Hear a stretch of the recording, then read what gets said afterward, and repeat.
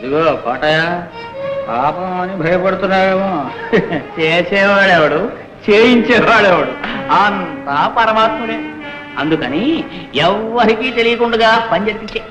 నీకే ప్రమాదం రాకుండా మేము ఆదుకుంటాం. తీసుకో. ప్రభువులు మహారాజులైన తర్వాత ఇంకా బహుమానం ఇస్తారు. కోటయ్య, ఇదిగో విషం. ఈ రాత్రికి ద్రాక్షరసంలో కలిపి జయంతి చేత త్రాగించు. చిత్తం. విష ప్రయోగం జరిగిన మరుక్షణమే మాకు ఆ వార్త అందించు. చిత్తం. యువరాజా, మన సన్నిహితులు సామంతులు అందరూ విచ్చేశారు.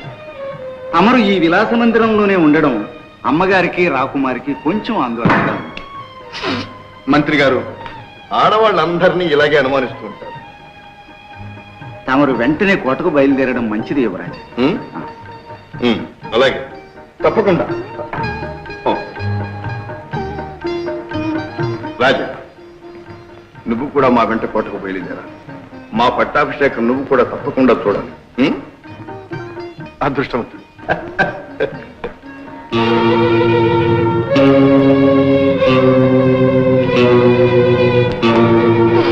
ఏమిటిది? ద్రాక్షరసం ప్రభు.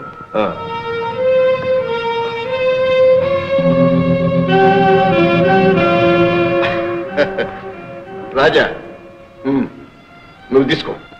క్షమించండి, నాకు అలవాట్లేదు. పిచ్చివాడ, ఇది మత్తు పానీయం కాదు, మధుపానీయం. నువ్వు తాగితేనే నేను తాగేది. తీసుకో. ఆగాదు, నీ చేత్తో నాకివ్వాలి, నా చేత్తో నీకివ్వాలి. మన స్నేహం వర్ధిల్లాలి.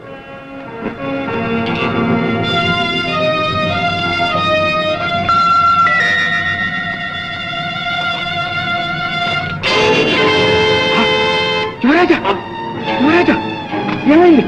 ఏమిటిది? యువరాజా, యువరాజా, యువరాజా, కడుపులో మంట, కడుపులో మంట.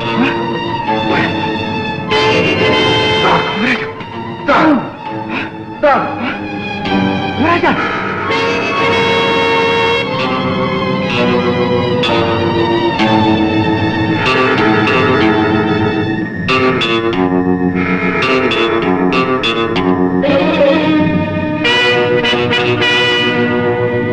ఇక్కడేం చేస్తున్నావు? ఆ విల్లేమిటి? అబ్బే, ఉడతలండి. గొడవ చేస్తుంటే తోలుతున్నాను అంతే. ఉడతలా? అక్కడ యువరాజు గారు సావు బ్రతుకుల మధ్య నుంచి ఉడతలు గుడుతున్నావా? ఇక్కడ ఈ పళ్ళరసంలో ఏం కలిపా? నేనా? అబ్బే, నేనేం కలవలేదండి. దేవుడు సాక్షిగా చెప్తున్నాను, నేనేం కలవలేదండి. ఏం కలపలేదు? లేదండి. అయితే తాగు. నాకెందుకండి?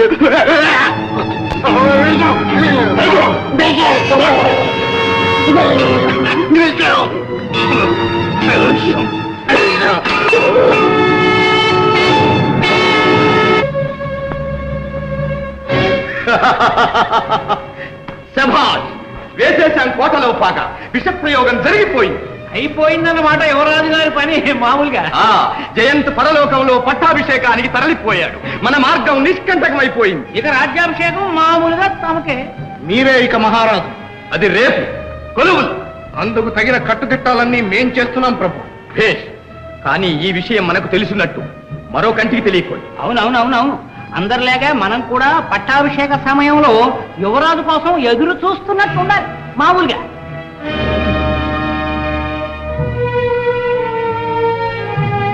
రాజా, ఈ విషయం అతి రహస్యంగా ఉంచాలి. విషప్రయోగం చేసిన ఆ నీచుడు అతి బలవంతుడు. మనం పెదవి కదపడానికి కూడా వీలు. విషం కక్కించాను, ప్రాణభయం లేదు. రక్షించారు కానీ అంటే స్పృహ ఎప్పుడు వస్తుందో చెప్పలేదు. అదేమిటి? అంటే చెప్పటం కష్టం. వారం రోజులు కావచ్చు, పక్షం రోజులైనా కావచ్చు. అయ్యో, రేపే పట్టాభిషేకం. నాకు తెలియదనుకున్నారా మహామంత్రి గారు? నా శాయశక్తులా ప్రయత్నించాను, యువరాజుకు స్పృహ రావటం లేదు. అయ్యో భగవంతుడు, ఏమిటి చెయ్యడు? రేపు యువరాజుకు పట్టాభిషేకం జరిగి తీరాలి.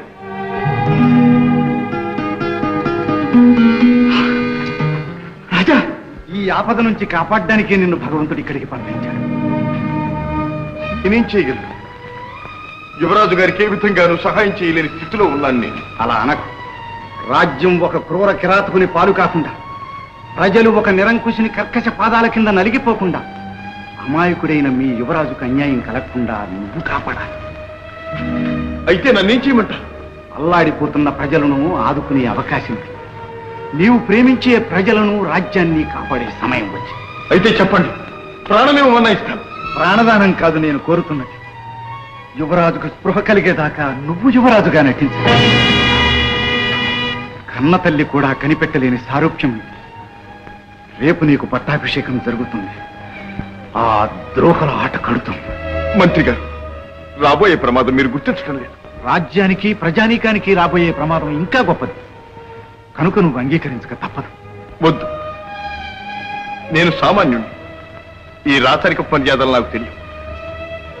ఈ మోసానికి నేను అంగీకరించను. మోసం? ఎవరిని మోసం చేస్తున్నావు? మోసం తలపెట్టిన మోసగాళ్లను న్యాయం కోసం మోసం చేస్తున్నావు. రాజా, ఇవి చేతులు కావు. ఈ ప్రమాదం నుంచి నువ్వే రక్షించాలి. నిన్ను నేను నీడలా చూసుకుంటాను. ఈ పట్టాభిషేకం తప్పిపోతే యువరాజుకి ఈ జన్మలో రాజ్యాధికారం రాదు. ఈ రాజ్యాన్ని, ప్రజలను, యువరాజుని కాపాడడం నీ చేతుల్లో ఉంది. ఏమంటావు?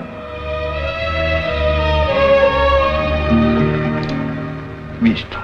రాజా, రాజా.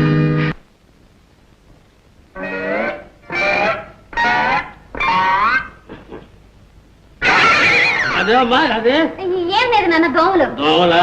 దేశంలో అయ్యే ఎక్కువగా ఉన్నాయి దోమలు. అమ్మా పూరీలే తల్లి,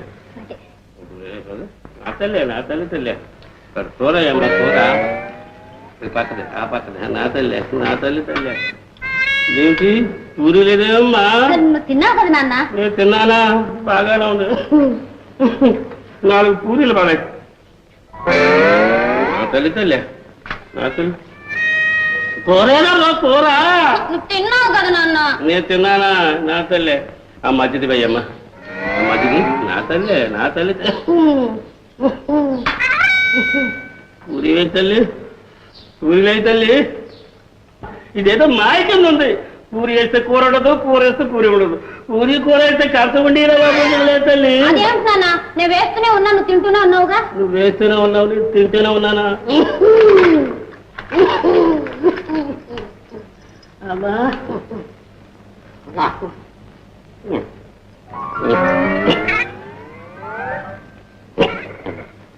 అగా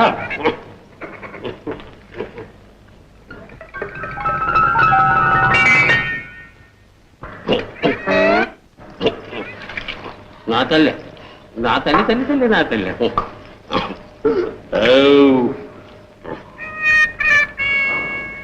ఇదేమిటమ్మా కంచంలో నీళ్లు?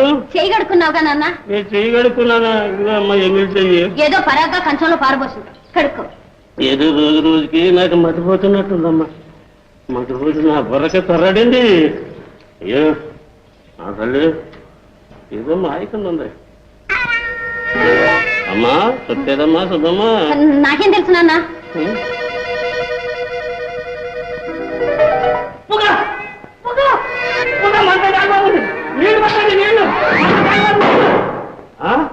నువ్వుట్రా ఈ నువ్వుట్రా కంచగాది, నిన్ను పాటు పెడతా.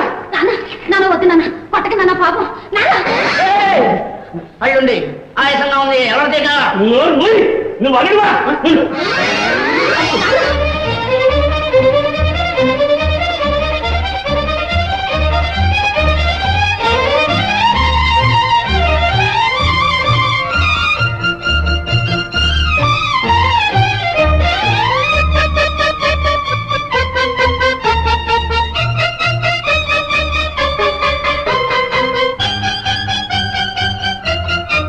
చెల్లాయ్, రాధా.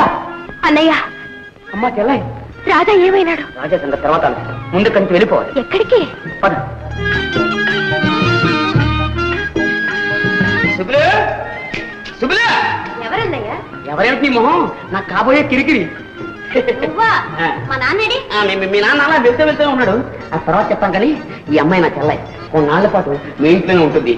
ఈ సహాయం మొత్తం నాకు చేసి పెట్టాలి. ఇందులో ఏం కిరికిరి లేదులే. అలాగే రామ్మా. వెళ్ళు.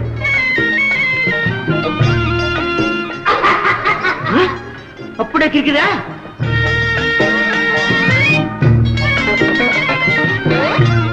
అమ్మాయి సుబ్బులు, సుబ్బులు, ఏమన్నా వాడు ఎక్కడా దొరకలేదమ్మా. ఆ దొంగదారుల చేతికి దొరుకుతాను వాడు గోప గీ అనిపించు. ఎవరి అమ్మాయి?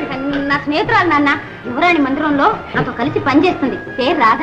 అలాగా అమ్మా, నేను దివాణాలు పోతున్నా, తలుపులన్నీ జాగ్రత్తగా వేసుకోసమ్మా. ఆ దొంగగారికి మళ్ళీ వస్తాడు. అలాగే నాన్న.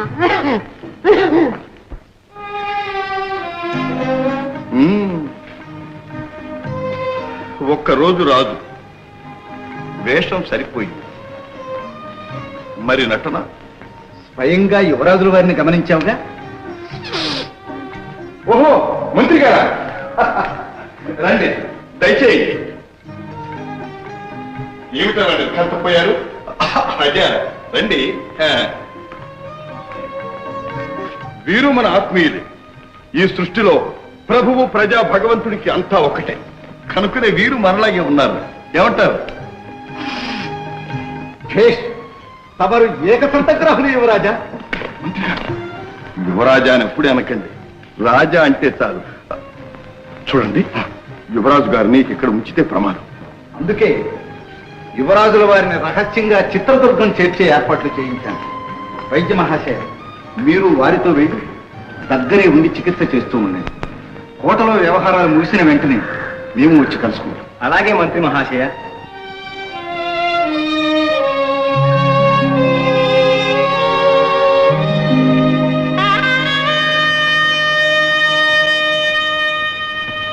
యువరాజు, మిమ్మల్ని చూడకముందు మీ మీద పగ గుండెల్లో రగులుతూ ఉండేది.